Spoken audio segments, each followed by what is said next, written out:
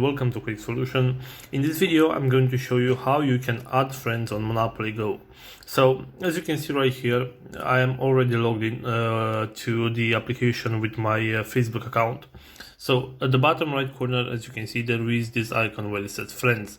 So I'm going to tap that, and right here I have this option, add friends.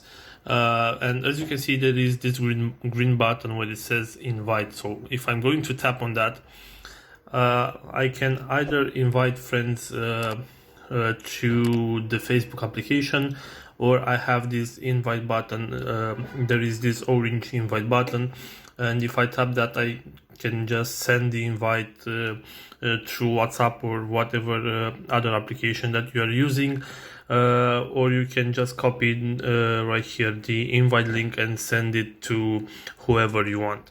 So guys, this is all for today. If you enjoyed this video, don't forget to like and subscribe to the channel for more videos like this one.